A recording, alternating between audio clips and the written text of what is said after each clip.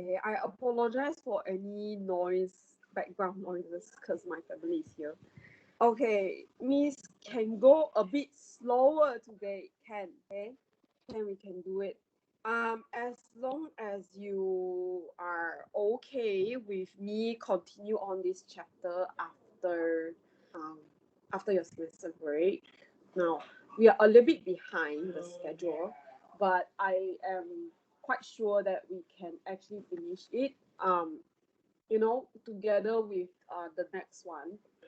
One thing I can do is to actually have um recorded lecture for this material. Then we can actually catch up. Just not sure what you guys want. Okay. Now keep in mind that or after your semester break, meaning after this class, you are going to meet me face to face, and we are going to teach face to face. Okay. So no more like share screen and things like that. So next, I think the week after semester break is going to be fully face to face. Now let's look at what we have gone through yesterday, right? We have gone through a lot of things, of course, but we're going to focus on the consumption function again for today, right? We have talked about the consumption function. We haven't talked about marginal propensity to consume and marginal propensity to save, right? We did draw a graph, and we did know that output equal to income equal to expenditure, right? So they should be balanced. And when your 45-degree line cuts your consumption function, right, it is supposed to be the macroeconomic equilibrium point. Okay. You all can see my screen, right? Before I continue on my teaching, I'm just scared you can't see. Okay, can. Good. Thank you so much, Apong. Okay. Now, and we know that this model, AE model, is by Ken Jens. Okay, it's by John Maynard Keynes. Okay, I still don't know how to pronounce his name. But he actually came up with this idea that with an extra spending, right, it could actually help with us with the business cycle situation. It helps with increasing the GDP, the output, as well as the employment rate. Okay, and that he also proposed that government should intervene in the economy. Now, if you actually look into the history and the economics, right, the economists will say that no intervention, I believe, is Adam Smith. You can go and check out his name and see what he does. I think he is the person who propose the invisible hands of the demand and supply. Now, that is not part of our syllabus, but it is quite important because demand and supply. Okay, you can go and check that out. Adam Smith, invisible hands. Okay. Now, next, we did talk about the consumption function, where we just assume that the economy only have household consumption, right? There's no financial sectors, there's no investment, there's no investment, there's no government inside, and it is a closed economy. So you don't have any exports or imports in your consumption function model. Okay. So with this, we can derive two equations here. One is y equal to c plus s, right? Very good, Chimei. Right? Invisible hand was introduced by Adam Smith. But you need to know what does the invisible hands means, right? Okay. Now, then you can derive your income from two things, right? Income is either to use for spending, to buy your food, lunches, whatever, shoes, yada yada, or you can choose to save. So there are only two decisions to your amount of income that you get. One is to spend, one is to save. Okay. Now then we did draw this consumption function, and I believe this is where we stop at. Okay. Now we did use this YD equal to C plus S, and then we did construct a graph here. Okay. Now today I want you all to submit this graph to me, right? Eventually today's homework is going to be quite a lot. Why? Because I'm going to add in some of the textbook homework. Okay. Now, if you feel stressed out for the homework, please don't. I'm going to make you submit around the middle of semester break. Okay, and I need to catch up with all the other marking. Yes, I do know that I have a lot of markings that I haven't done. So don't worry about that. I'm going to do it. Okay, throughout the semester break. So just give me a little bit of time. Okay. Now, so we are going to do a little bit revision on what we did yesterday. Okay. First, you do draw a graph like this. Okay, please draw it now. Okay, draw it now.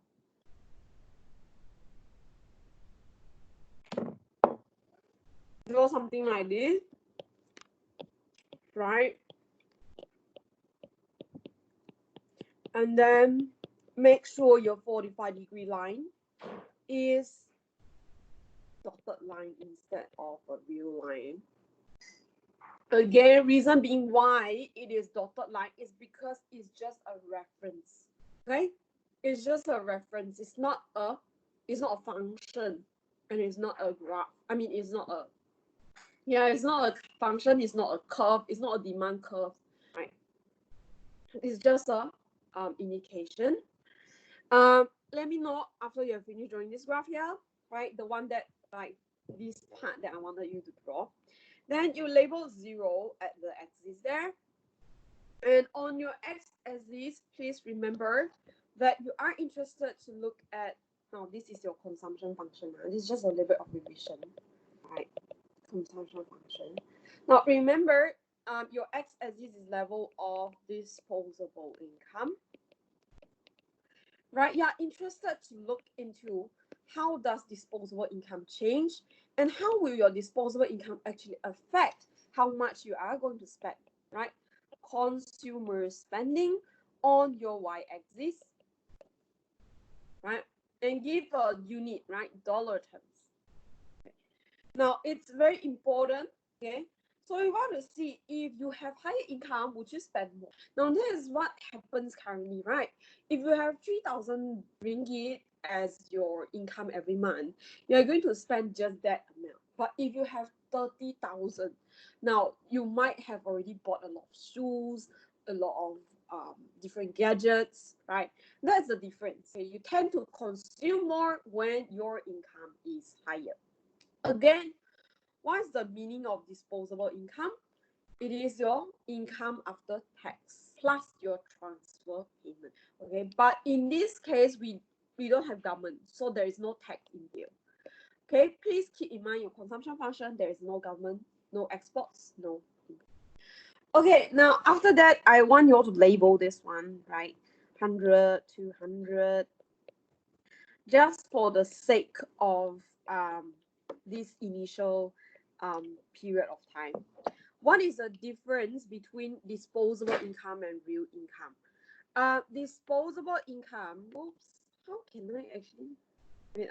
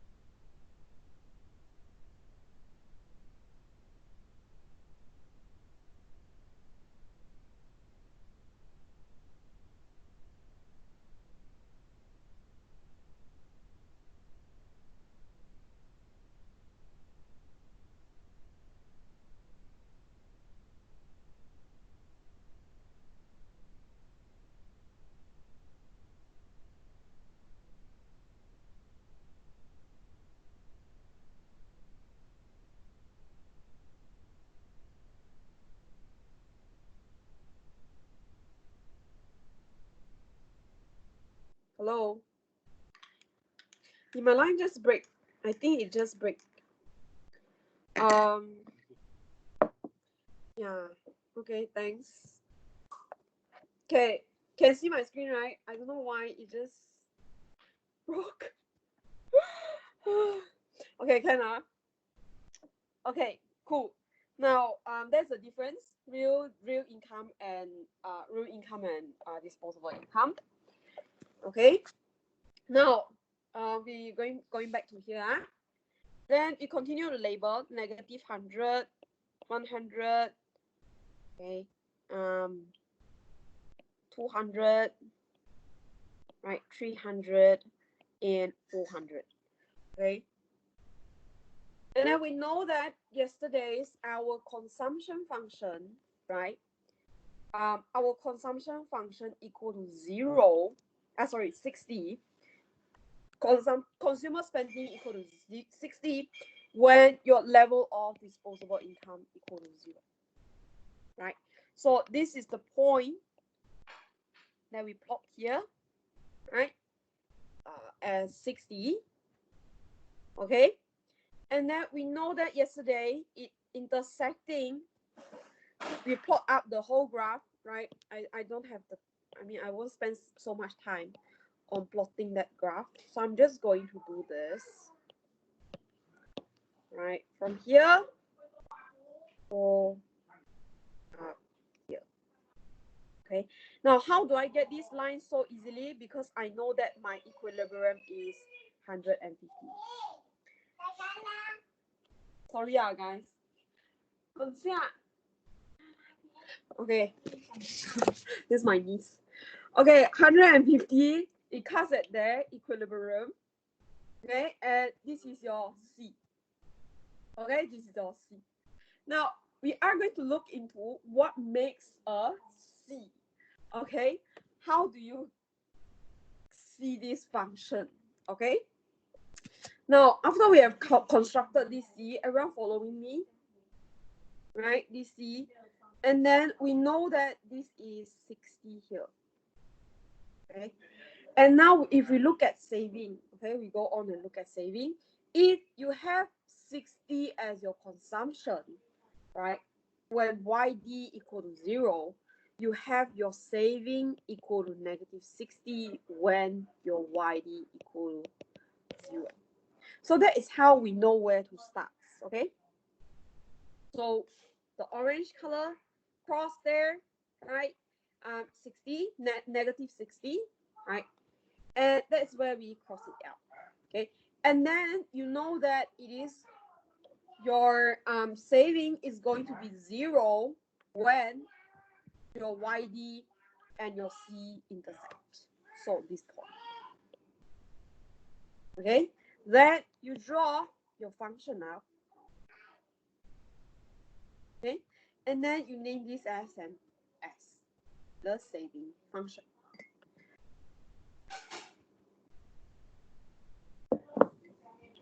Guys can follow me, right?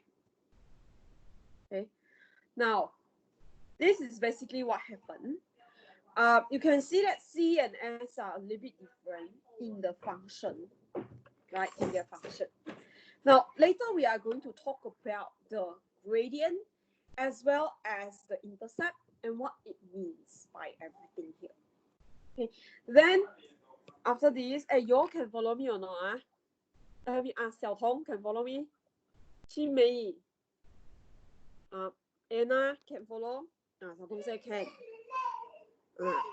Yes. Joel Lee, can you follow? My Joel Lau, where's my Joel Lau? Disappeared. Shu An can, Okay. Now, Andrea can. Jacqueline. Okay. The 60 is based on the question, right? Correct. Right. We are still on this question here. This messy graph. Table. Okay. I'm just doing a revision. Okay. Now, next. Here, this part, right, where your saving are actually negative, is what we call the dis-saving. Okay, is what we call the dis-saving. Okay, can we all follow that? That part is dis-saving. Let me pull out. Okay.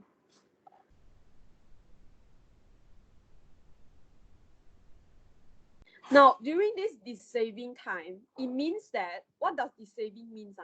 Is that when the saving is negative. Okay? When saving is negative, it means that it's this saving. And in another words, what does it mean when your saving is negative? It means that you are actually drawing out the money from your bank account or from your past saving, right? Drawing from your past saving, right? Drawing from your past saving.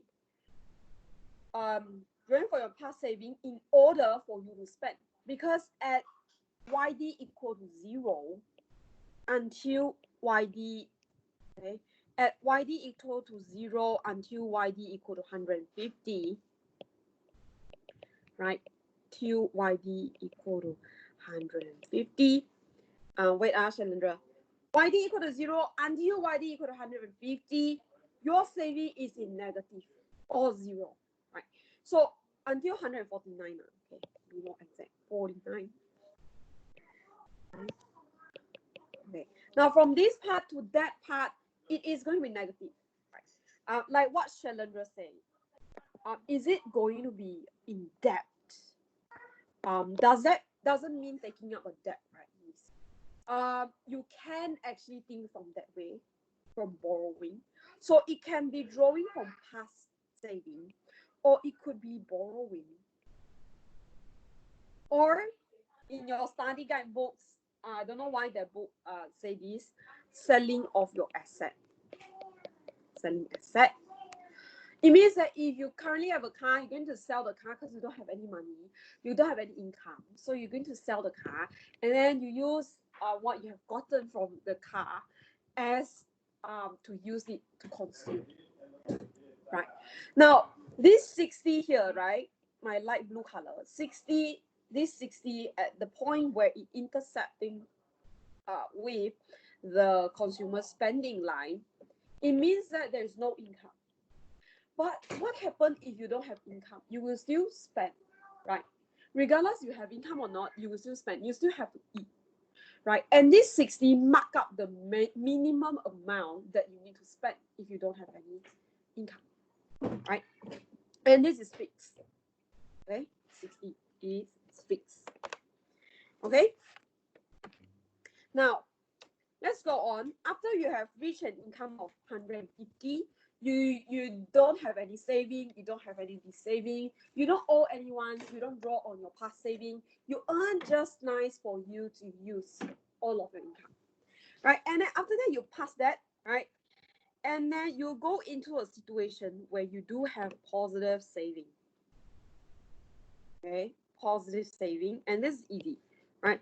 It's just your basic, what you think about saving is the more amount of income, you have an extra, you only use it for consuming or saving. So you cannot possibly consume so much, you don't spend so much, right? So you tend to save. That's why I think that people with a higher starting job with a higher income amount often can get richer, but easier because they have an extra saving, and this saving they can use for investment, right? Another thing is that if you look at this saving, this is not in your course, but just generally how you can think from this perspective is that during this saving time, right, if you are just if you are just a fresh graduate, you probably need your parents to continue and support you, and that itself come up with the saving. If someone who doesn't have the saving at first, who can't actually draw on past borrowing, or who can't actually draw on parents' money, what they are going to do is they are going to borrow from the bank, and it creates a debt for them, right? So you just see that very bad effect there, okay? The very bad cycle. Okay, now as what we know, 60 here, we call this 60 as autonomous consumption. Okay.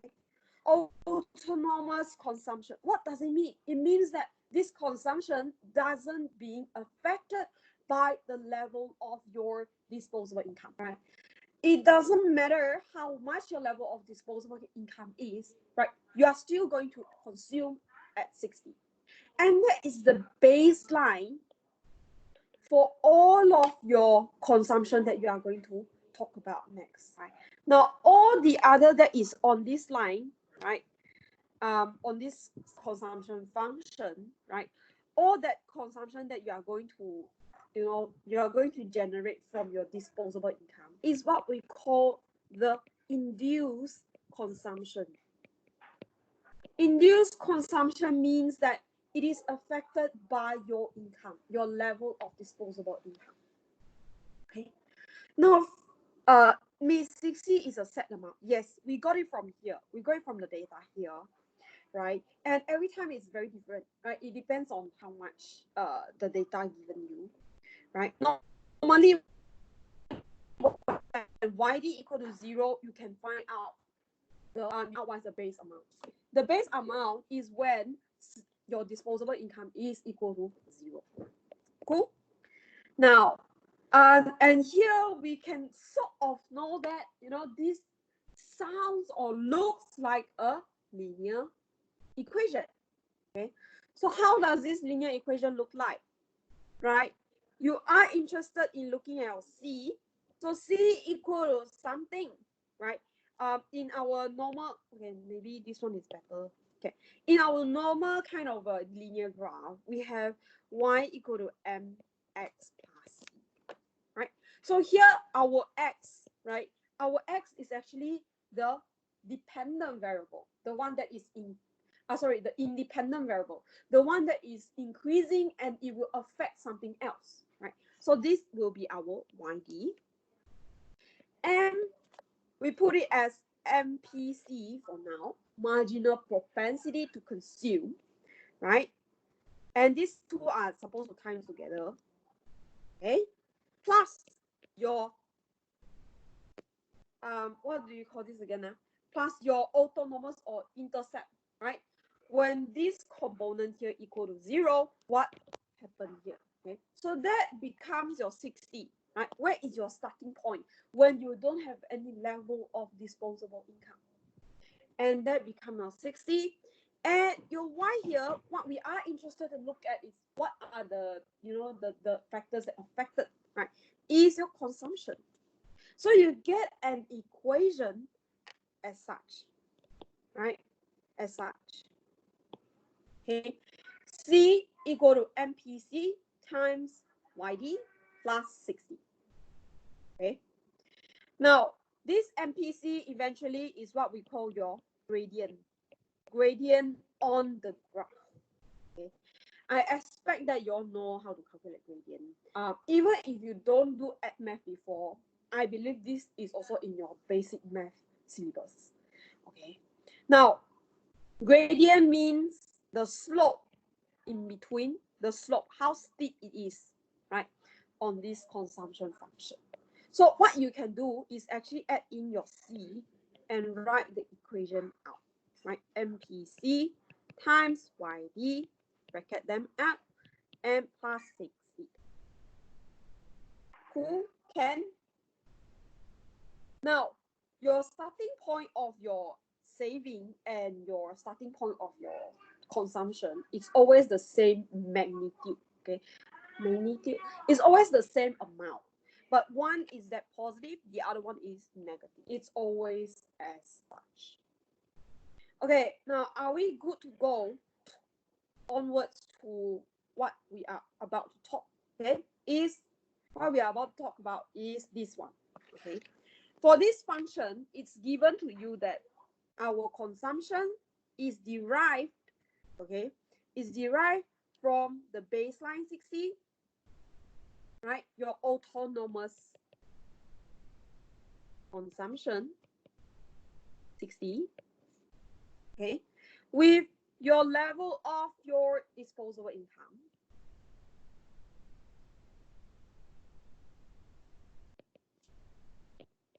Okay, and how much do we know how much of a level of, okay, now this, let me rephrase that. 0.6, how do we find it? How do we find the gradient? Okay, how do you find gradient? Okay, gradient is very easy. If you have $1 of income, right? If I give you, okay, if this person, I give this person an increase of $1 income, How will this person use for two things, right? You are only called to consume or to spend. How much of this $1 this person is going to consume? Let's say if I give Joshua $1, maybe Joshua will use that 60 cents to spend. Okay. Whereas and then if he is spending 60 cents, means that he is going to save 60 cents. There's no other way that the other 40 cents going to go. Okay.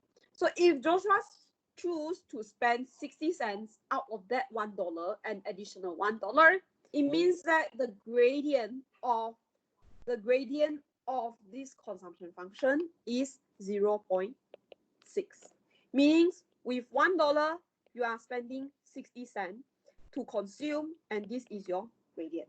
So how much of a proportion you actually spend to consume with one extra income that you have. Okay, everyone clear with this meaning here for the gradient? Yes, no, yes. Okay, now in another word here I have in words in English time out. Okay, for every $1 increase in disposable income, household will spend 60 cents and ceteris paribus. Okay, why do we say ceteris paribus? We want to say that the autonomous consumption still say the same amount. If you just increase your disposable income by $1, how much will your consumption function be like? Now that is the meaning. Okay. Now next, therefore we name this gradient thingy, or we name this 60 cent as the marginal propensity to consume, MPC in short. Again, marginal propensity to consume. Okay. Now, it means the official definition is here. Please, I beg you to remember this official definition. From my explanation just now, it's for you to understand, right? It's for you to understand. If you just write it out as layman, like what I have talked about just now, it also can get you mad. But this one is more important here, right? Highlight. Okay, this one is how you should explain it, right? In your mind, you should understand this concept, and how you define it, or when you talk about it, you should use this definition. Okay, are we all clear on this? How to write and things like that? Okay, I tell you what, I cannot. Some people say that I need to add in more technical terms in my explanation, but sometimes you all can't grasp it if I keep on talking about all of the technical terms. So therefore, I might use layman language here. Okay, so it's a fraction of any change in income that is spent on consumption, right? Keep in mind, is the change that is very important, right? With an extra increase of $1, now that is a change, right? $1 increase, that is a change of your income. So how do you actually get the gradient? Again, it's the same as how you did your add math or your math. Change of C divide by change of Y. Meaning you need 2 points on your graph in order to determine the gradient. So let's say you can take, I use black color ink, you can take this point here, right? 150, 150, and then you drop down to another point. Let's say this point here, 400, 100, and this point here is 150, 150. Now, then you calculate the gradient. Okay, gradient MPC equal to change in your consumption over your change in your disposable income. Okay, change of consumption, you take 400. You take 300, right? Minus 150. This part I'm talking about, right? This is your C. Okay, divide by your 400 here. That is your Y, and 150 here. So 400 minus 150. Now, magical moment happen, 0.6. if you don't trust you can calculate with your phone or your calculator. Right, supposed to be 0.6. Okay, so you need at least 2 points in order for you to actually calculate the MPC without having the formula, right? Without having the equation of your consumption, you have to take 2 points from the graph. Okay, are we all good here? Right? And a triangle basically means change. Okay, in your mind, triangle means change. In economics, I believe in chemistry as well as change. Okay, okay, are we all good? We can go next. Right? Okay. Now, wait. Let me come back to this. Okay, this slide here. Sorry, guys. Let me just again say in these words here. Okay, even though I have already talked about it, right? A is basically your vertical intercept. So basically where you actually cut your y-axis, where your YD is equal to 0. And it means by the autonomous consumption, there is some, this is the official definition, some of the level of aggregate expenditures or aggregate spending, even if the consumers had no income, right? B is basically your MPC, right? B is your MPC. Okay, MPC is a rate at which consumption changes when income rises. Basically, the slope of the line. And C is basically your consumption spending. That is what you want to see, right? Your result. And Y is the level of disposable income that is on our x-axis. Okay, I think it's quite okay. Now let's move on to the next one. Now, if we do have marginal propensity to consume, right? Marginal propensity to consume is to see that how much of an extra $1 you are going to spend on. Now, on the flip side, if you have spent that 60 cents for that $1, how are you going to do with the other 40 cents? You save, right? So this is where we come in as marginal propensity to save. And that is the gradient of your saving function. Okay, and in other words, the definition of it is the fraction of any change in income that is saved. And it's a little bit similar to our marginal propensity to consume. It is the change of saving divided by the change of your income.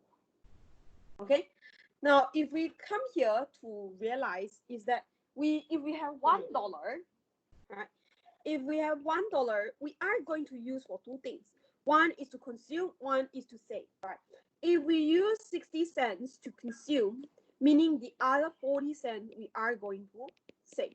So in another word, our MPS is 0.4, right? And we can come up with another conclusion is that both consumption and spending they add up to equal to 1, right? As in like, if you're given $1, right, both have to add up into 1. So in another word, your MPC plus your MPS should equal to 1. Okay? In another words, here, right, let me demonstrate. MPS is 0.4. That's your gradient of your saving function. MPC 0.6. Now, plus them together, it becomes 1. Okay? Because we are assuming that all income is either spent or saved. So there is only for saving or not or consuming, right? Therefore, the add up should equal to 1 in this case. Okay, we understand here. Okay, now if we go back to the graph just now, so in another word, your saving is equal to your MPS times YD, right, minus 60. Why is that minus 60? Because when YD equal to 0, your saving is negative 60. Okay. Now, or else we can also derive, right?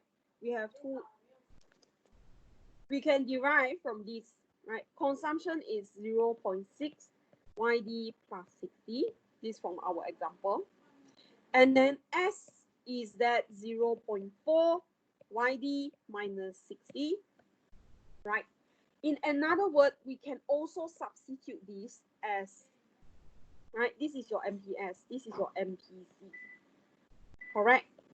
Now, because our MPS equal to 1 minus MPC, we can also derive S as 1 minus MPC minus 60.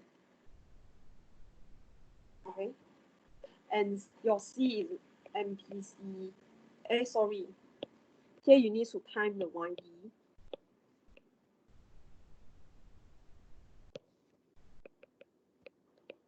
Right?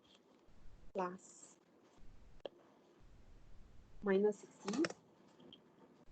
Okay? MPC times YD. Okay? Plus 60. So this is how you can derive your consumption function and your saving function.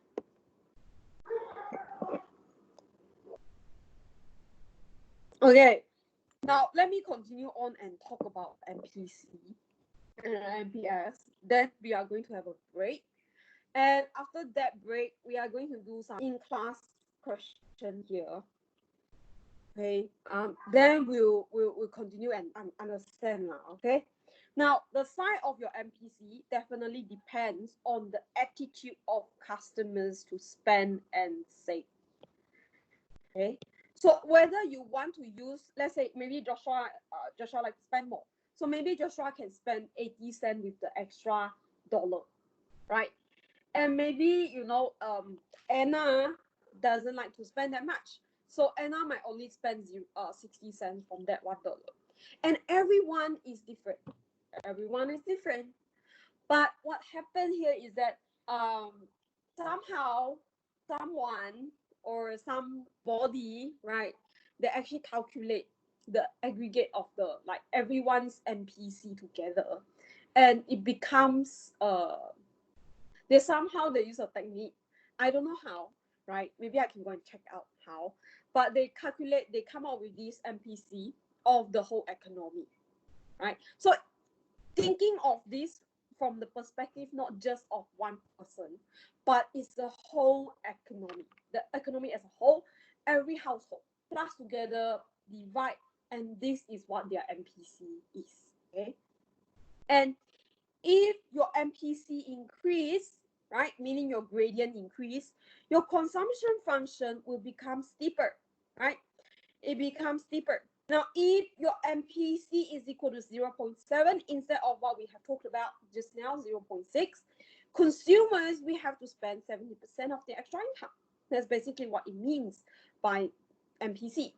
And save the rest of the 30 cents. And you will see that your MPF has become 0.2. Okay. Now, are we all good? Fine. I mean, not fine, but at least more than 50 piece part here. If yes, let me see. No one talk about anything. I think I did. I do lost someone. Okay. Xiaotong say okay. Now, okay. Now continue on. We are going to look at just now is an additional income. With additional income increase, right? If your boss increase you $1 of your income, how will you use that money for, right? And we assume that the MPC is fixed, right? And MPC is to see with an additional income. But if we look at it as a whole, right? If you have $1,000, how will you then use this $1,000 to spend? And this is where we come up with this average propensity to consume, APC. Okay, and your APS, average propensity to save. Okay, now this is even easier to understand. This is not with any increase or decrease. There's no change, right? On your graph, any point can actually find out the APC or APS, right? As long as you have your consumption amount, how much you're spending. So let's say you have $1,000 the thousand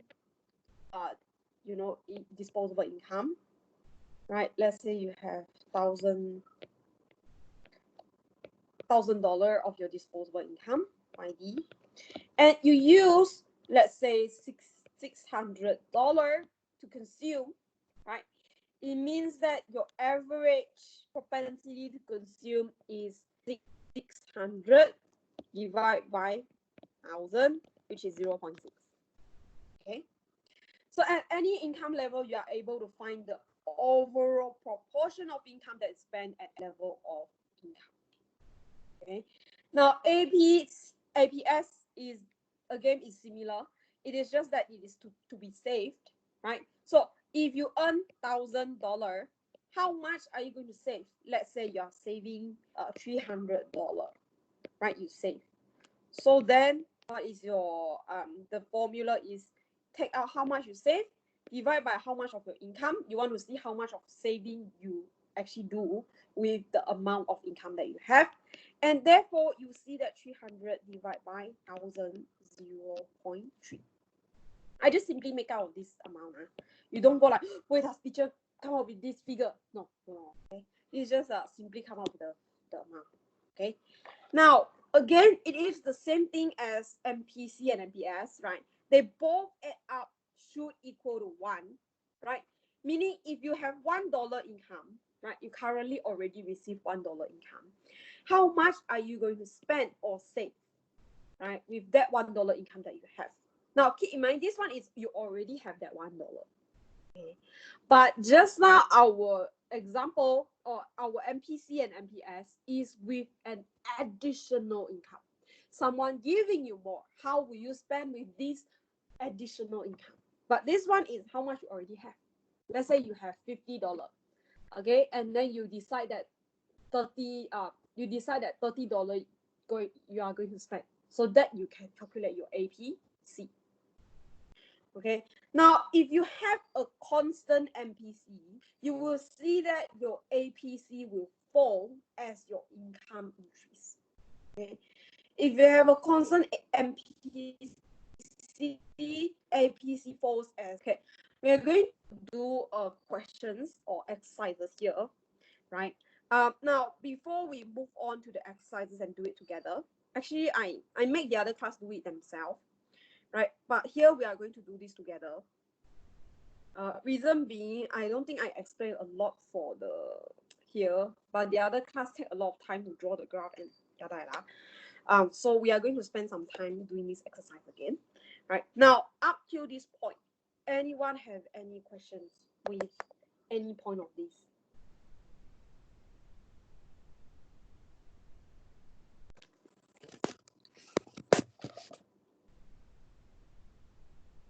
Do you have any particular question regarding to what it means and blah blah blah? Okay, if no, do you want to take a break now? Or do you want to do this exercise after you finish this exercise, you break? Digesting, how about the other?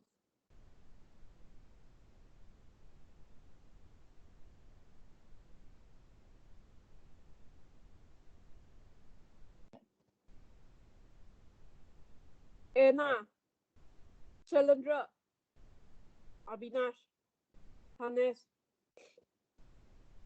Joshua, Ishbel. Are you damn scared? A bit dying. I know. The other class also a bit dying when I finish this one.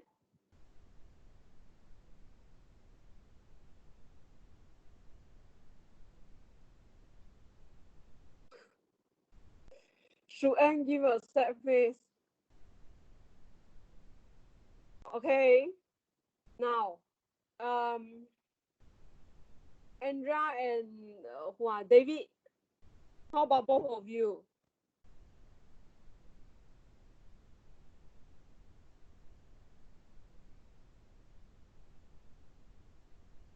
And then she is not here.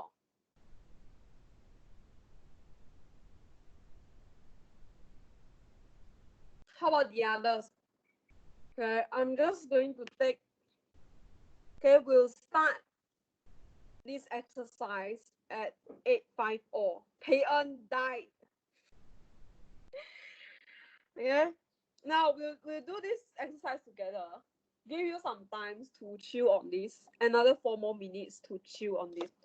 Joel, can you tell me where you lost? Where first? Okay. Can we rest until 850?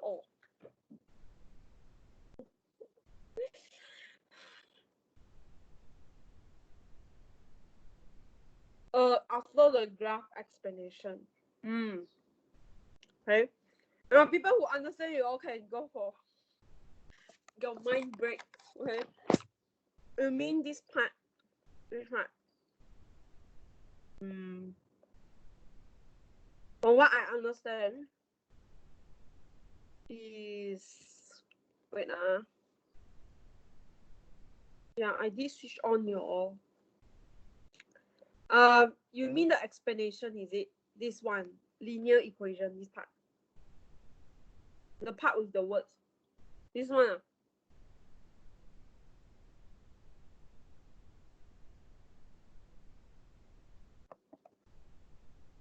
Joel, is it this one? I think. Okay. You want me to explain now?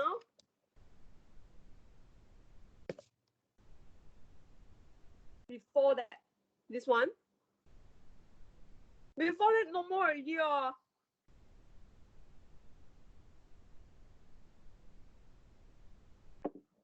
The graph you all can follow, right? I believe you all can follow. Now that's what I believe lah. But what you all, okay, then that and after that. Okay. So here and after that. Again, I think you all did learn this in your math application. If you do math application, now if you don't, it's okay. I'm going to explain to you. Right. C equal to A plus BY. Because we are looking at the relationship of how your YD is, right? How much your income is, right?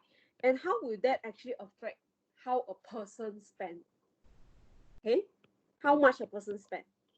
You don't know, right? We don't know. If you give, Ali,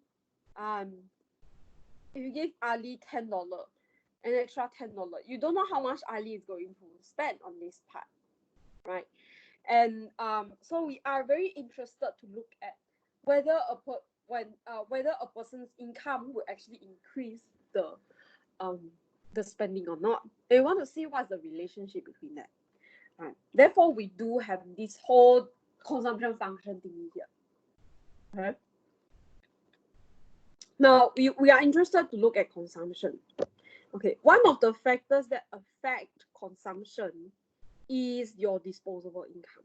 If you trace back to, I think the beginning of this month, is it the beginning of this month or beginning of, okay, I think it's the beginning of this month, right? When we talk about the factors affecting consumption, and one of the factors is your disposable income, right? So we are very particularly, right, if we trace back up here, right? Yeah, here. Okay, this is what we did previously. Guys, don't get lost. Okay, maybe I will just do this so that you all don't get lost. Okay, it's 2nd July when we learn this. Is that we have disposable income as part of the factors that could affect your consumption. Correct? Now, we are very particularly looking at this disposable income, how disposable income is going to affect your consumption level. Cool? Now, with interest rate, expectation, availability of credits, stock of wealth, are we interested to look at them? We don't particularly we don't have the particular interest in them, but they do play a part in our consumption function just now. So what happened is that we then want to see, right? We then want to see how much is your consumption how much is the level of disposable income is going to affect how much the person spent. So we want to know how big of a degree, right? How much of a degree it will going to impact on your consumption. And that is when we call the rate at which consumption changes when income rises. So if income rise for $1, how much of a proportion you are going to spend? Okay, so that itself becomes the B component here, and this is what we call the MPC. Okay, your B here is basically the MPC. How much of proportion you are going to use to spend with that extra $1 of income.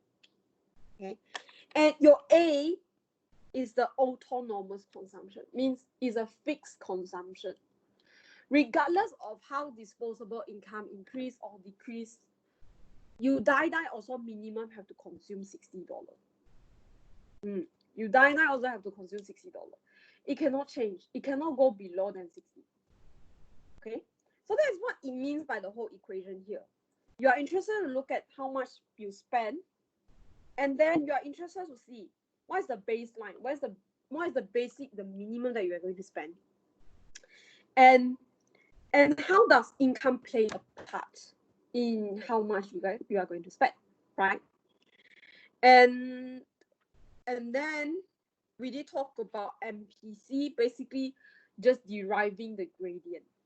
Okay, basically just saying that how do we find out how much of a proportion we are going to spend, or how do we find out it's 0.6?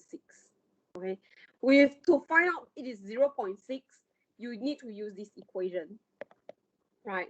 Change of C divided by change of Y. Okay, if you can't remember, you don't know why this equation goes like this, you don't need to know why it goes like this. Okay, even though I can explain to you, but in business, in economics, you don't particularly need to know that for that level, right? Of course, if you understand it, then it's better lah. Basically, the gradient function.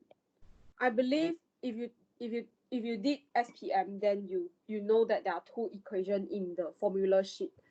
I can't remember which number, but there are two equations for the gradient. One is to use intercept to find. The other one is to use 2 points.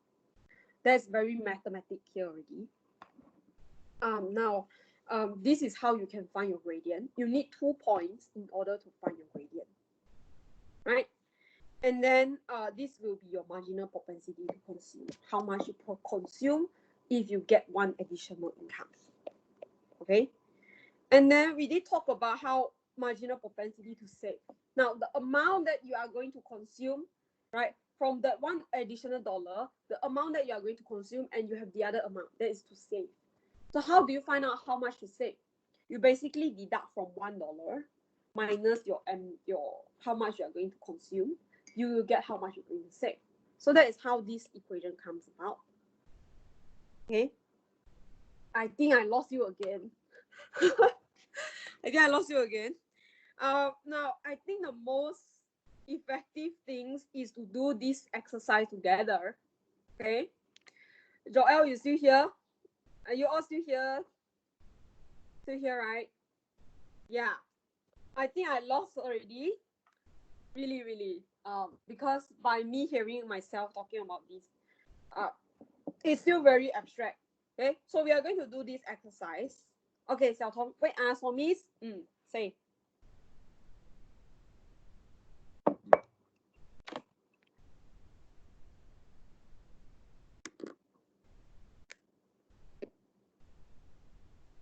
I go break. You go break until 9 o'clock. Okay, today we are learning how to find CAH. What is CAH?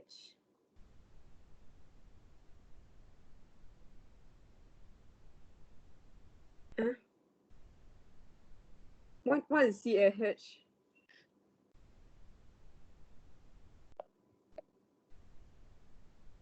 Today we are learning how to find MPC.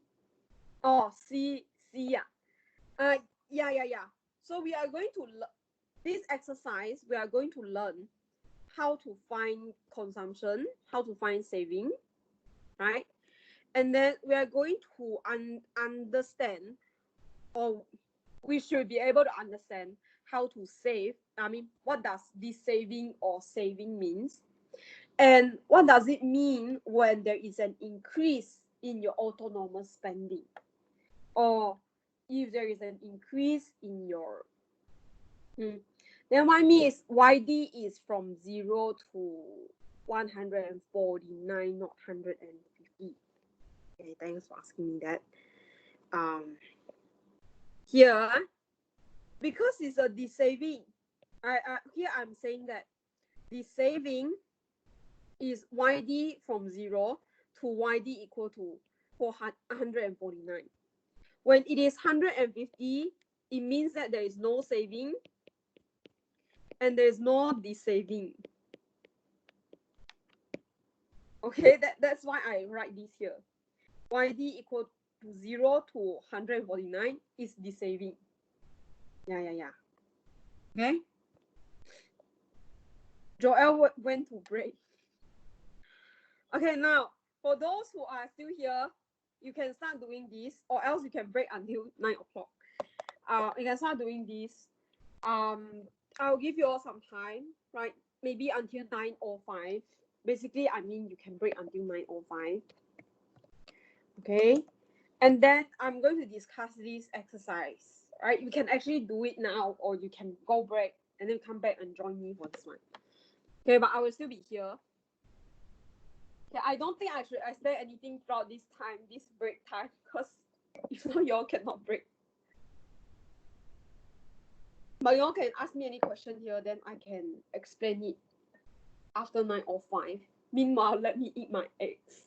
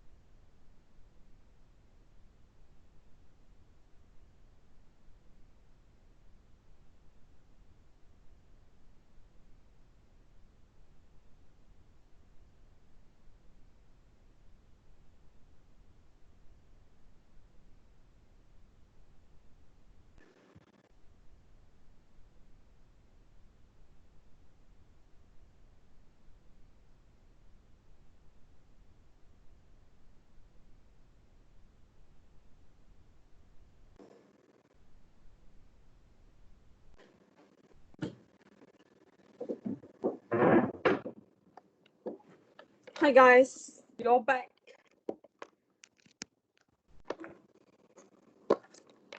Hello. I feel like Sabah is the sun really rises faster. Now it feels like 10 o'clock, 11 o'clock. Okay, guys, are you here? Can we start? Yes. Okay, thanks, Andrea. Now, again, this document here, right, I actually have already uploaded in your chapter 9 channel. Okay, so I mean, eventually it's the same thing as the PPT lah. Okay, so you can actually use this question or the one that is PPT. It's the same thing. Okay, I just copy and paste. Now I'm going to use this part here, right? I'm going to give you some time to do it on your own, okay, for this one, right? And you have to submit to me by today, okay? If you're really overwhelmed with the amount of homework, anyone is overwhelmed about it, please tell me, okay? You know, I still remember how Miss Josephine told me. She said, let them do all the exercises in the chapters, and it's going to help them with, with exam and things like that. I was like, okay, but every time I find it like too overwhelming to give you all everything.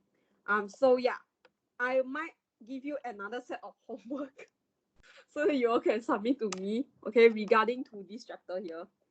Okay, now please do this question, right? It's very hard for me to continue on if you don't understand this because we are going to build on the concept here. Okay, first, calculate the consumption and saving data in the table. Okay, now I'm going to be the very, not mean, but I'm going to call out your name. So better if you are asleep now, please wake up. Okay. I'm going to call the first person. Shuwen. I'm not picking on you again. I just want to have some interaction with students. Okay, can you let me know what is A, B, and C should actually be? What are the figures? Okay, what are the figures? How do you calculate this? Right, disposable income is YD, so you should able to use the equation YD equal to S plus C plus S. Yes, I will wait. Cos C plus S. Okay, use this equation here, guys. C plus S. And I tell you, after this part, right, there's going to be more formulas coming in. For those who are weaker in math, please, one thing is you can find me for tuition for you.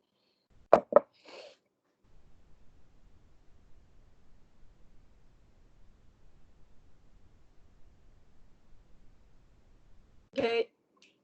Now, guys, please do along with this. Okay. So A is negative 20. Very good. Okay.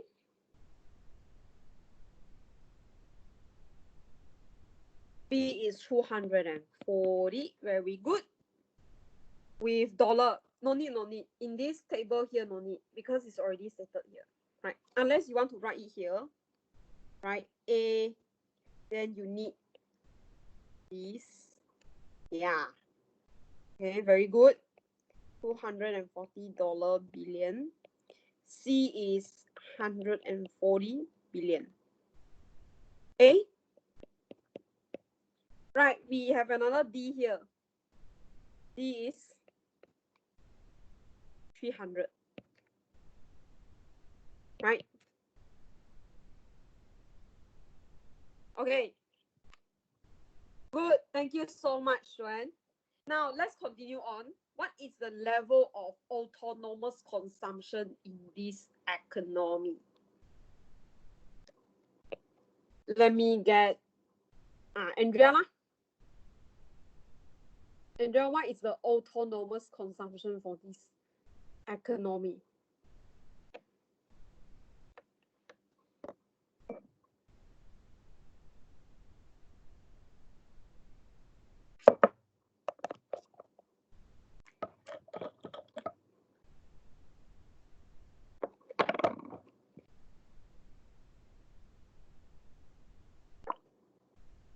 Yes, my dear Joel.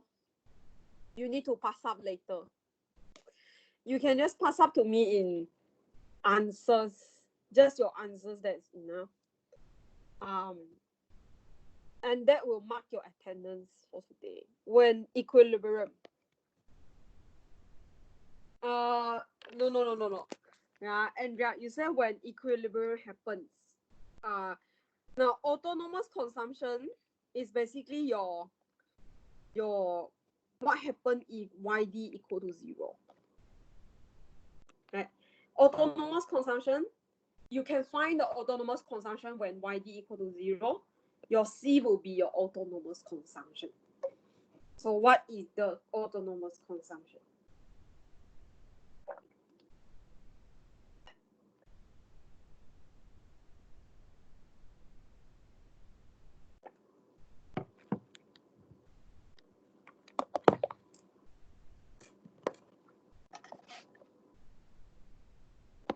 $60, very good. Okay, so to be more exact, $60 billion. $60 billion. Yeah, $60 billion. Okay, so autonomous consumption is basically whenever you look at it, autonomous consumption, you know that is when your YD equal to 0. Okay, recognize that in your head when your YD equal to 0, how much is the consumption if they ask you about consumption. So you go to the table, you find when YD equal to 0. Okay, and then you find that, oh, it's 60. Okay, following. Now next, calculate the marginal propensity to consume, MPC. Okay.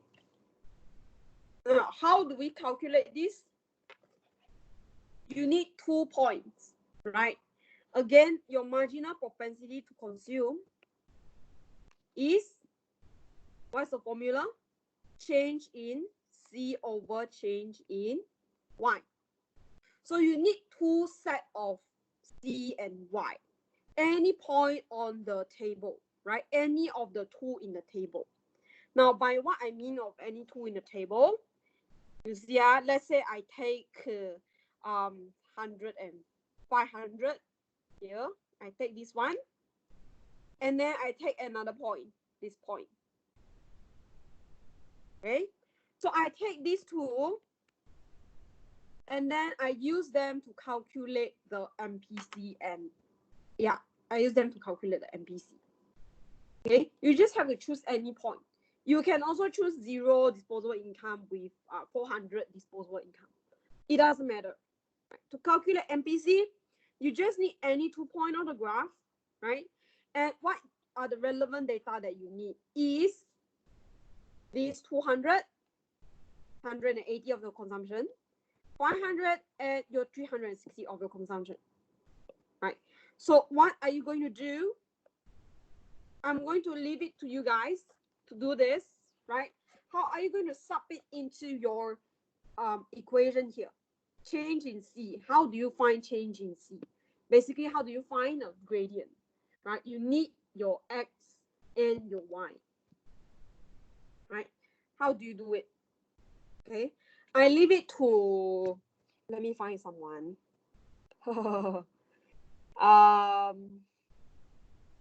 calling Xiao Tong already. Let me find, Avinash, is Avi here? Is Shalendra still here?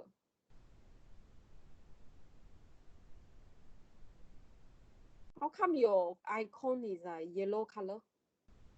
Shalendra, I leave this question to you. See, you don't freak out now. Shalendra, do this question. Right? You need to finish this question. And then you need to tell me how much, right? How much is your MPC? Miss, my dog a bit sick. Your dog is your dog problem, not you, what? Then what? You want to give him some pet, is it? Pet on the head.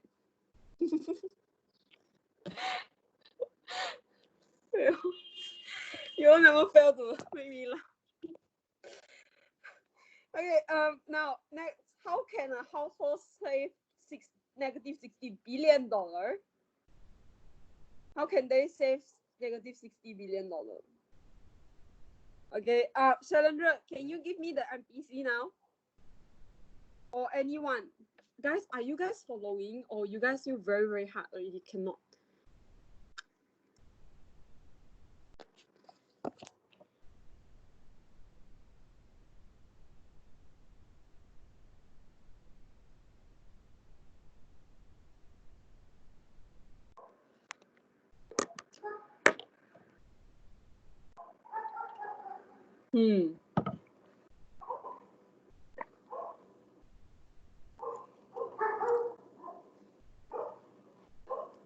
Hello,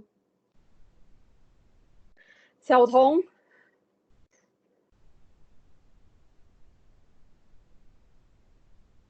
Are you okay? Wait, miss. Okay. I wait. Shalendra, I'm waiting for you to calculate MPC. Right? The relevant data that you need is the 100 I have already highlighted for you. Right? What are the C? 360. Right? Minus 180.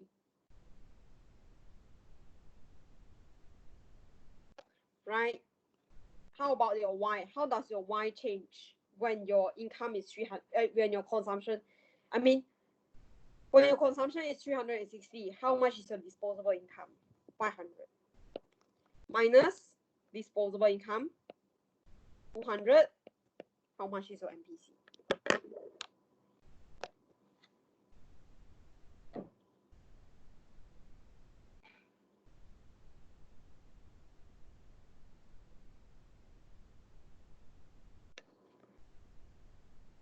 Yes, very good. 0.6. Okay, always remember, change in C means you need to find 2 points, right?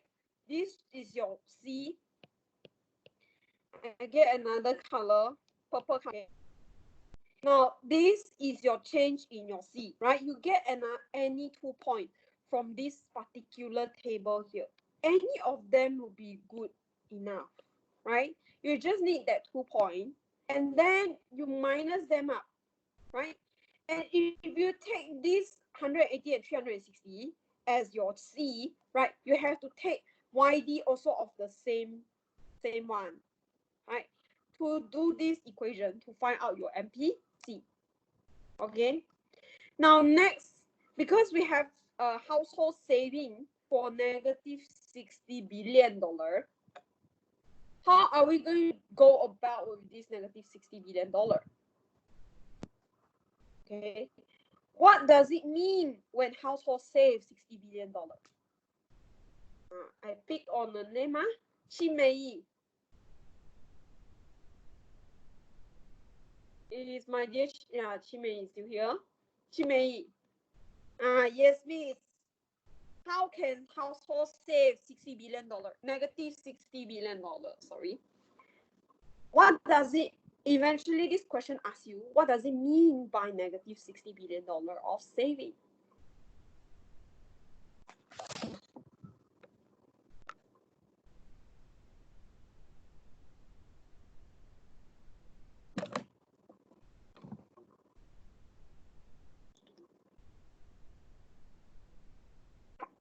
Chen Si, a bit confused. How you find change in Y again? Okay. Now Chen Si's questions. How you find change in Y is this part. You take, see my purple color square. I mean the rectangle. 500 and 200. You choose any 2 points, right? And then you will use the same consumption and the same disposable income, same consumption, same disposable income to calculate the MPC with this equation. Change in C minus change divide by change in Y. So your change in Y basically 500 minus 200. Consumption 360 minus 180. Yes, it's like gradient. Yes, y1 over x1 minus x2. Correct. Chimei, isn't negative saving just a situation where spending or consumption exceeds saving? That's correct. But what does it mean by negative? Oh, you mistaken saving asset. Okay, yeah. So keep in mind, that one not saving as income. Chimei, negative saving, just a situation where it's consumption. But what does it really mean by having a negative saving? You mean that is a situation when spending or consumption exceeds saving? Yes, that's correct. But what actually is? How can someone actually be saving? How can someone actually have a negative saving? Eventually, that is the question. You're not when you're asked how can households save negative $60 billion, you need to understand how does household draw this saving out, even if it okay, they spend $60 billion. Yes, they do spend $60 billion at this point when the household save negative 60 billion. But how can they actually save negative $60 billion? That's the most more important question. Explain how can this situation happen? Normally your saving is positive. How can your saving become negative? Okay, that is due to the fact that I'm going to ask you all to think about this. I'm going to need you all to think. Okay. Anyone else have these answers? So when a household increases their saving, but in the process, this has a negative impact in the aggregate expenditure because it slows down the consumption. No, they don't increase their saving when it is in negative saving. Xiao Tong, does this saving mean that drawing money from their previous saving? That is very close. You can use that as an explanation. Xiao Tong, very good. Nikian, they have a disposable income of 0. That's correct. They have a disposable income of 0 when their this saving is negative $60 billion. But why? How come they have negative $60 billion? Xiao Tong, or is it just borrowing from the bank? Okay. Xiao Tong is very close to the answer. Let me see, Andrea. Because they are drawing on previous year's saving when their disposable income is 0. Yes. Okay. So Xiao Tong and Andrea has got more clearer answers here, right? Yes, it's when disposable income is equal to 0, like what we can say. And yes, Chimei, there is not really a negative impact, but it doesn't really slow down the consumption. But it's because when it is negative saving, and it means that consumption is exceeding saving. But what we want to find out is how can they do it, right? Is to very good, Chen Xi, Andrea, and Xiao Tong say, draw on past saving of $60 billion. Okay, in order to consume at $60 billion. Right.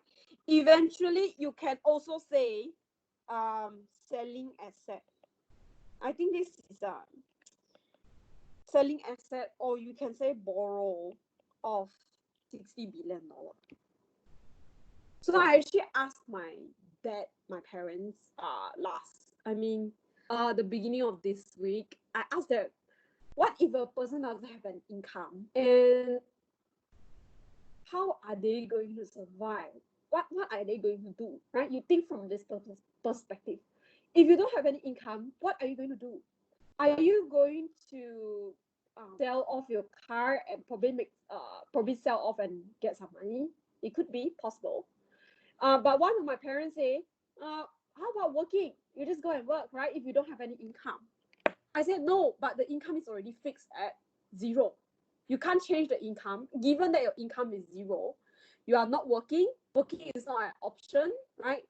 For this period of time at this moment, how are you going to find the money for you to consume? And so it does come back to the questions that how are you going to sustain yourself?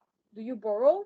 Do you use on your past borrowing? Or do you actually sell off your asset? These 3 things are possible. And then I told my dad, the textbook answer is actually selling the asset. Then my dad said, that's very stupid, because if you sell your asset, you're eventually not going to, let's say if you sell your car, it makes you redundant, you know, because you can't go out to find job now because you don't have a car to go out. So yeah, I would say the most reason or most logical is drawing on past saving or you borrow. You can write selling of asset, but selling of asset is a bit idiot lah. Okay. Now next, what is the equation of the consumption function and the saving function? Okay. Now, in order to find out the function, you just need to use few things, right? First, you don't need to know what is your currency, right?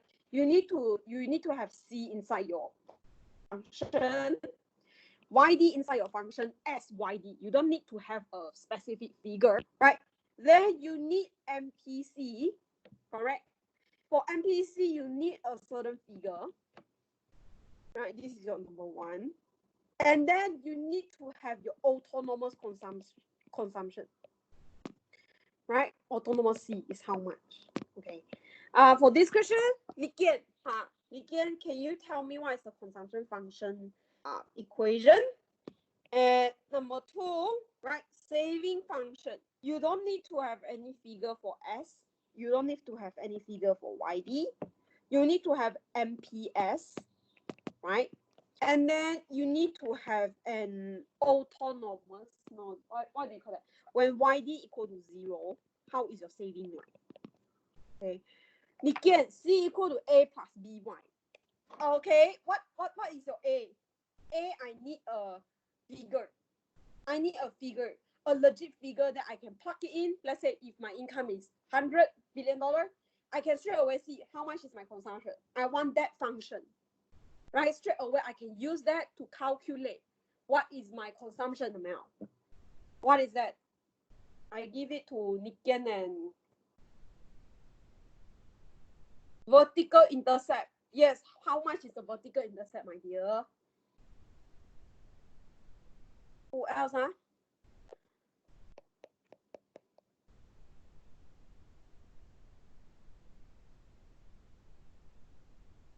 Yanru.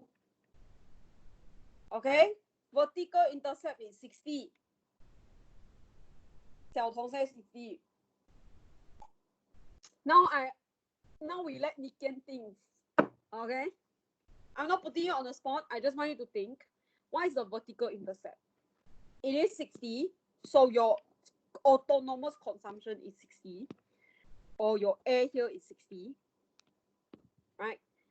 Now, how much is your MPC? Just now we have already calculated.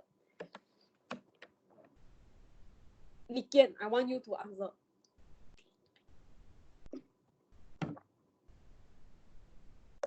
Not you. Okay, wait. Sure. Just now we already have the answer here. MPC, how much?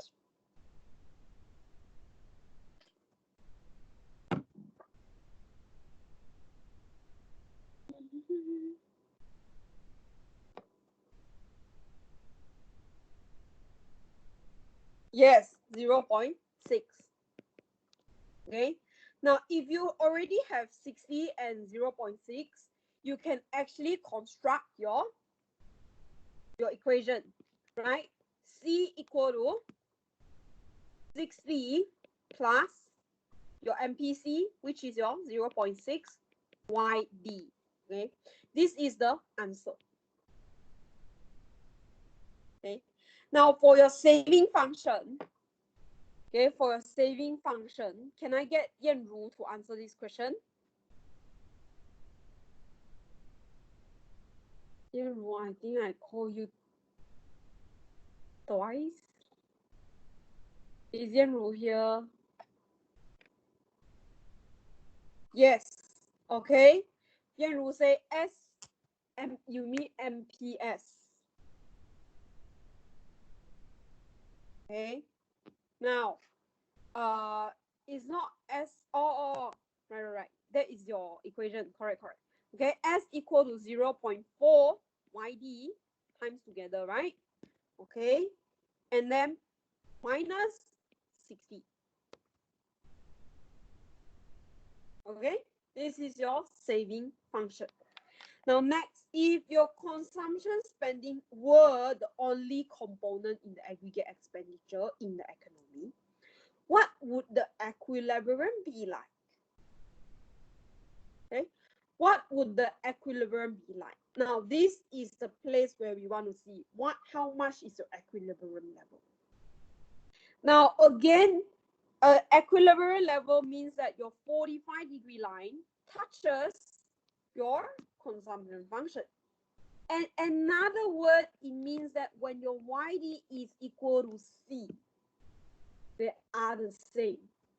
So what can you do here is to actually sub it in with your consumption function, right? Let me do it here, F, okay? For this part, it's when your YD equal to C, right? You already have your consumption function generated by Nikian just now, 60 plus 0.6 YD, right? And what happened here is you can actually sub your C, right, as, or you can sub your YD as C. Okay, so meaning change this amount to C, substitute it. Okay, C equal to 60 plus 0.6 C. You understand here? When YD equal to C. Okay, so you can actually interchange C and YD. And then you can possibly come up with how much the consumption or YD is. Okay, or else you can do another thing, which is to change your consumption to YD. Okay, it's the same. So YD equal to 60 plus 0.6 YD. Because at that equilibrium point, YD is equal to C, right? This is your equilibrium.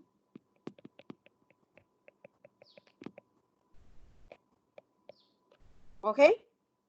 And therefore, how do you do it? YD minus 0.6 YD equal to 60. Now, YD minus 0.6 YD is 1 YD minus 0.6 YD. Okay? I want to keep on emphasize on this. Some students, I mean, when I was teaching the 15 years old kid, they don't understand this concept here. YD equal to 1 YD. So 1 YD minus 0.6, you see that 0.4 YD equal to 60. How much is your YD? Let me get Joel. How much is your YD?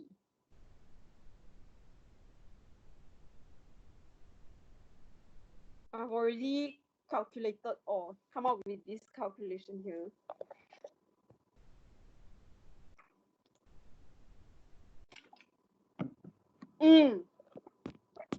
Thank you so much. 150, right?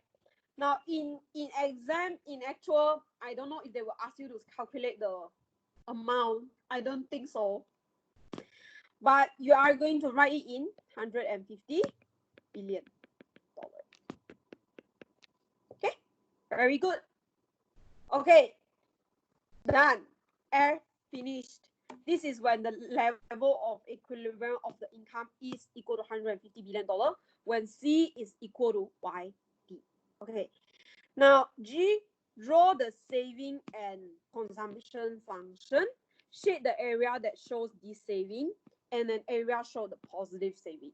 This one I leave to you all. Okay. Now, next, if there is a change in your non-income factors affecting consumption as a result of consumption rises $50 billion at each of the income, what will happen to the position of the consumption function? Show the result on the diagram as H. Okay, do you all understand this question? Let me see if I have. Okay. Now let me just import something in here.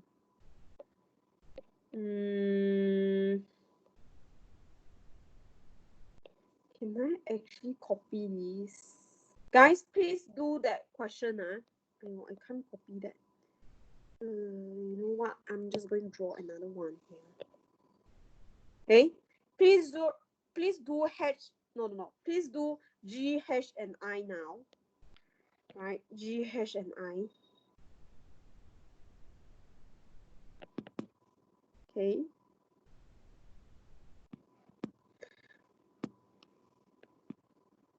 Okay.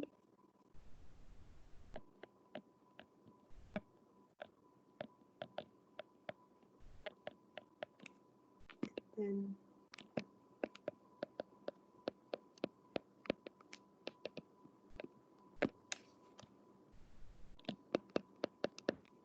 billion of.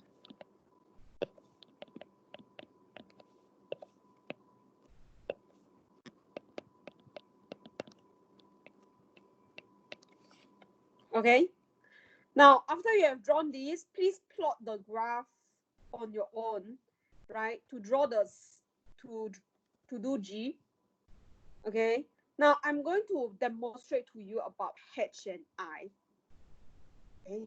About H and I. Eventually, actually, I wanted you guys to do it on your own to test on your knowledge, because this one I didn't explicitly teach you. And these two questions here is more on the application-based question. Okay, this is where it gets harder. They want you to apply it.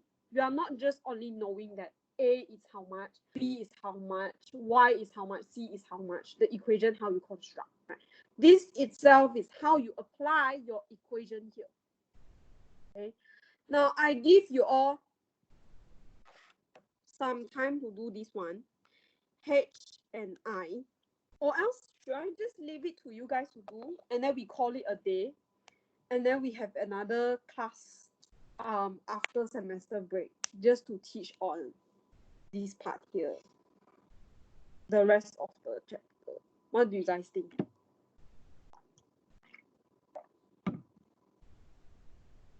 Joshua, what do you think? Shalandra say yes, yes.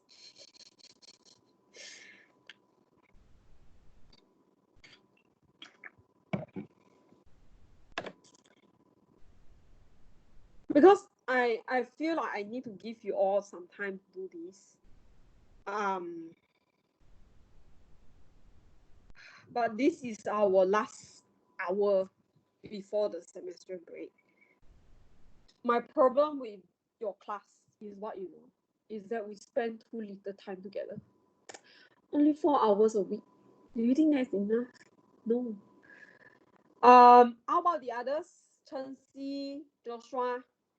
Do you all want me to go through this question? Option 1, you all do now, and we'll discuss this question here, finish, H and I. I will give you all time to do this question, H and I. And then we discuss it, then call it a day. Or we just call it a day by now. You do it, finish, submit to me.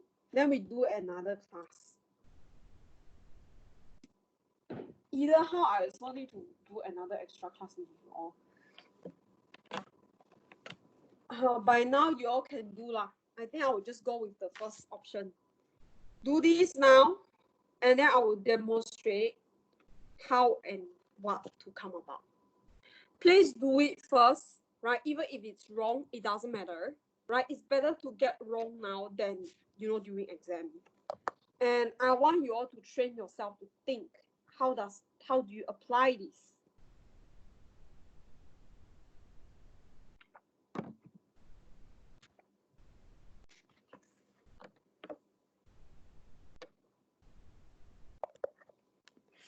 I give you all until 9:45. 9:45, yeah. 9:45 to finish this G, H, and I. Okay.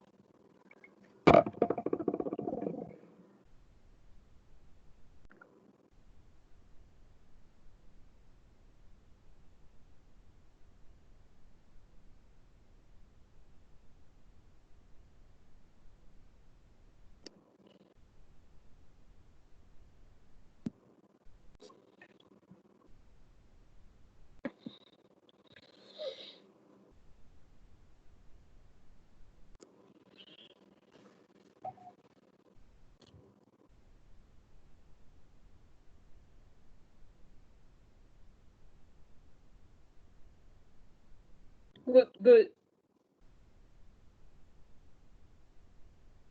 Hey, you all do first.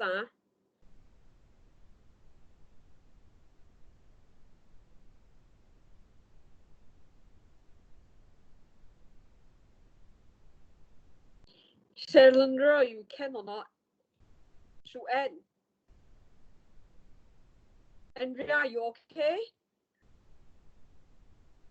Hear me.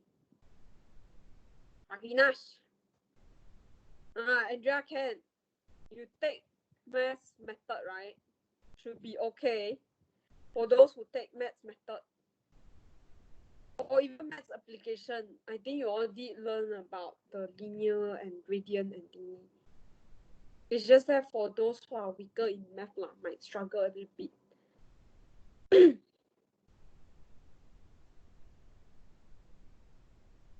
Okay, now you are applying the equation to the scenario.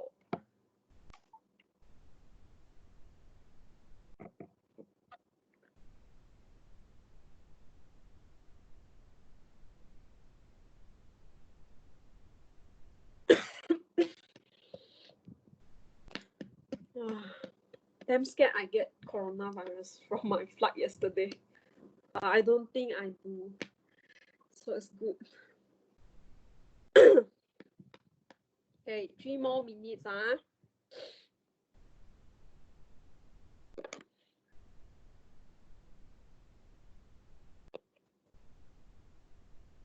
My class rep is here or not?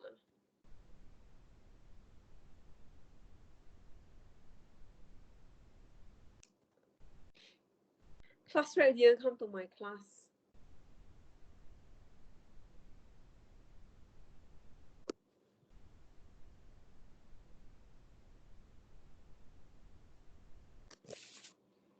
Okay. I'm going to draw. You don't need to care about me for now, as in like whatever I'm doing on the screen. Okay. I just want to focus on H and I. Oops.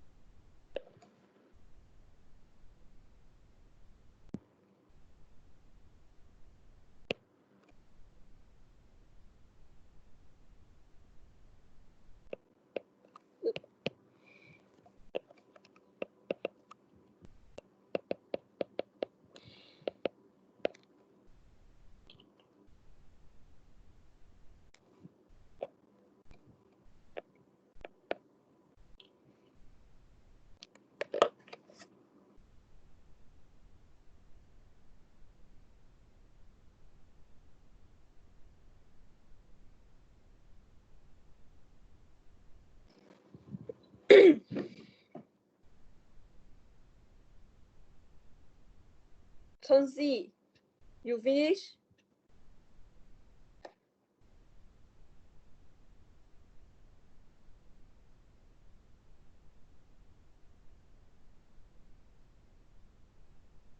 No.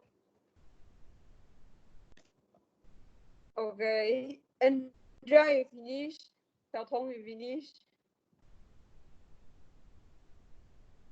Andrea finish. Okay, very good. Finish graph only.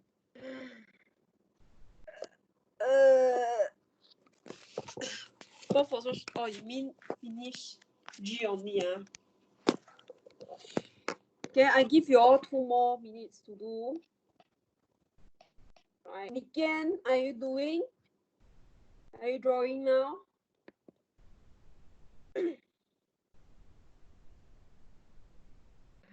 If it's face to face, I can straight away see. Finish already or not, Nikian?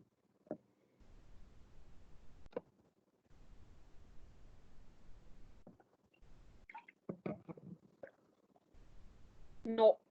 Okay, I give you all Another 1 more minute.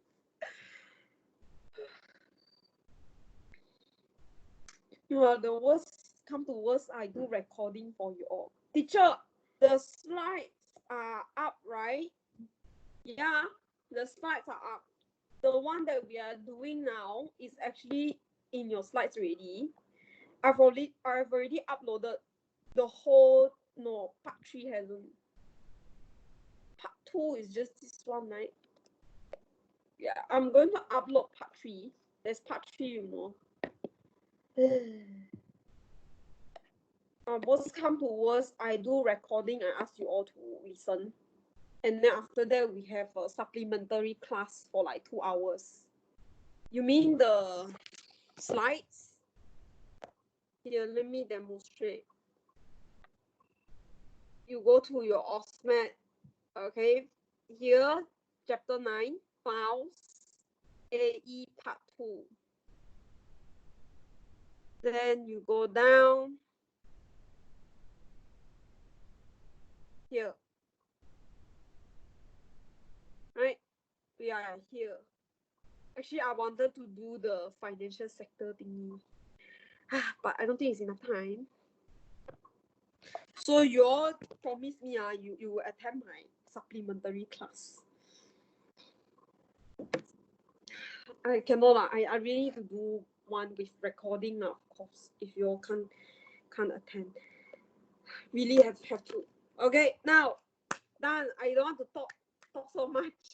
Okay, now let's look at G, right? Draw a consumption function and saving function. Shade the area that is de-saving and an area that is showing positive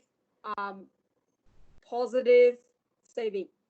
Okay, so I have drawn one that is without the 100, 200, 300. So this is my graph here. Eventually, you have to plot it out one by one. Okay, now here will be your the saving part.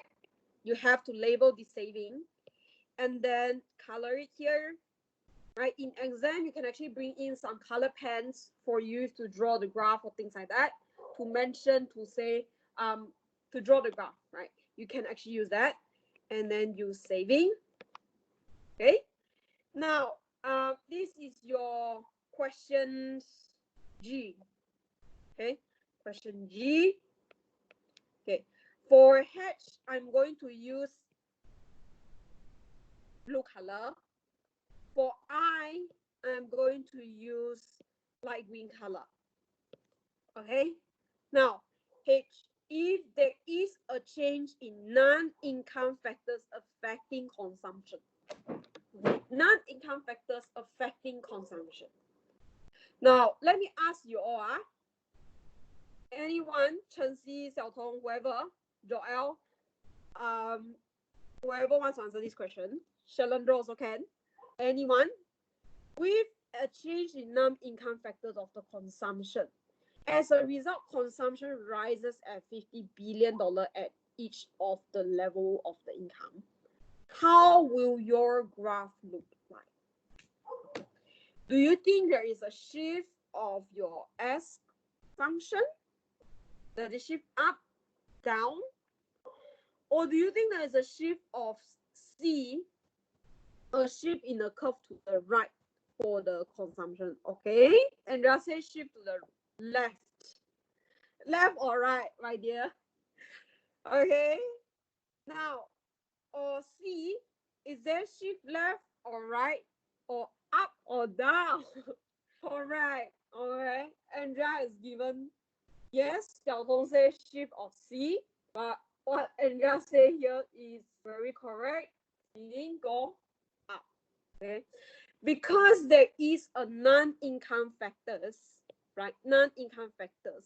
It means that our autonomous consumption has increased, right? Our $60 billion is no longer 60. Okay, so what happened here is that we see that our autonomous consumption increased by $50 billion.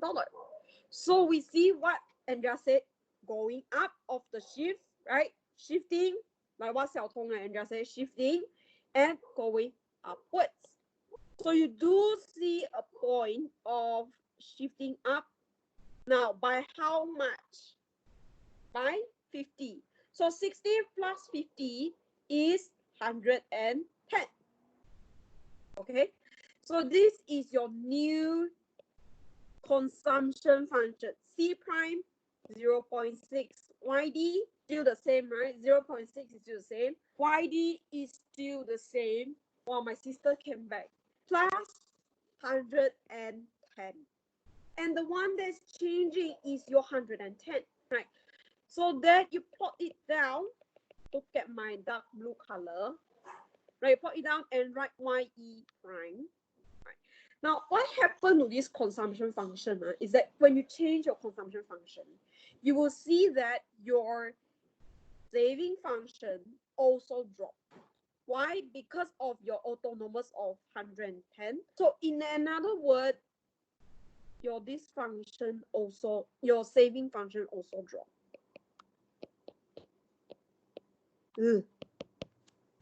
Okay. Okay. So you do see that here is also 110, negative 110. And it cuts at the point where your C is intersecting with 45 degrees. Okay, at 0 here. Okay, now the last one for today is the next that, okay, show the result of the diagram as H. Okay, so you write H here. Okay, remember to do what is happening here, right? And what happened to the position of the consumption function? You say that it is shift upward. And then another very key indicator is that you need to see there is an increase. So you draw your arrow up. There is a shifting of upward, right? Cool. Now, next one, I assume that the rate of consumption falls from 0.6 to 0.5. Okay, 0.6 to 0.5. How would that be like? That is your MPC change, right? What is the name of the economics given to the rate of consumption? Okay, Miss Elisa just said MPC. Okay, and what would this do to the consumption function at the level of output if there's a shift, right? If your MPC actually decreased, how will that be? Your whole gradient change, right? So what you can see is that I will draw on this graph. It could be very, very messy, but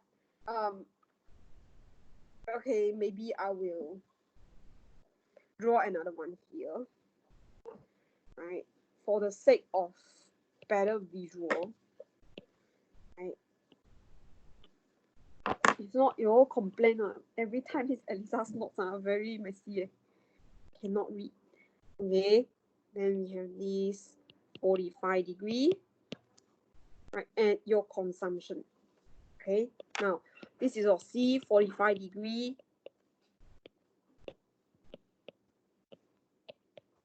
Okay, this dotted line. Okay, and then your level of disposable income, right, as $1 billion. And this is your consumer spending as 0. Okay, now it says that there is a change in your gradient, right? So this C, eventually it was 0.6 YD plus 60 initially, right? And now you see there is a change in your MPC, right? Which is this one change. Okay, now do you change your autonomous spending here? No, you don't change your autonomous spending. So you will still start at this point, right? This point here. But your gradient change, it becomes 0.5 instead of 0.6.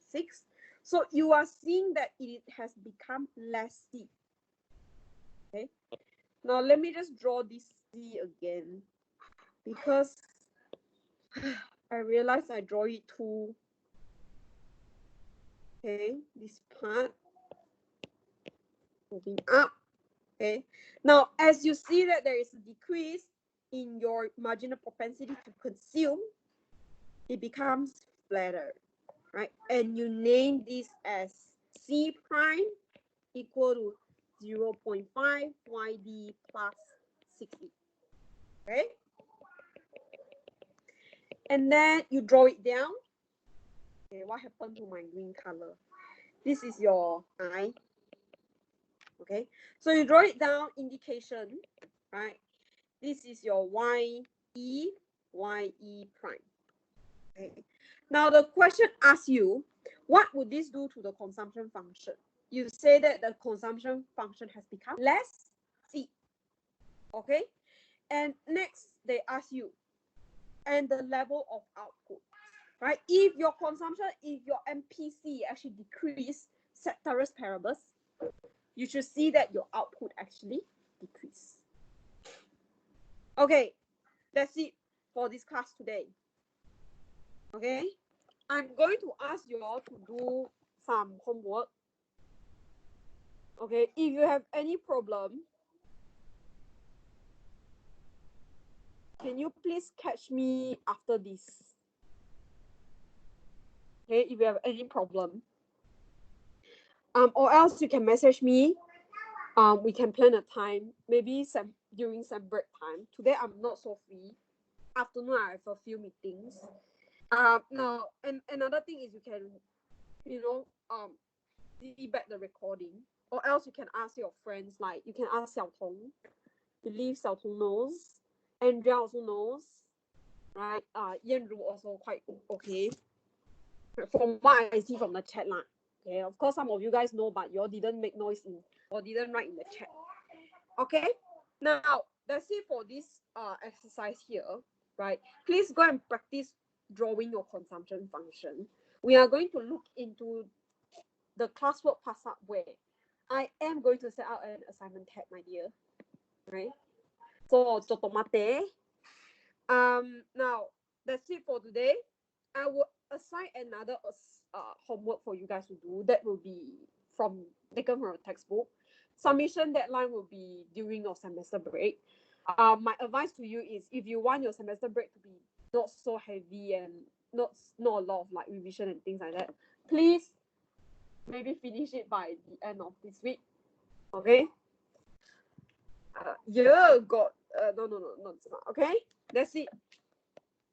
Okay. Any more problem?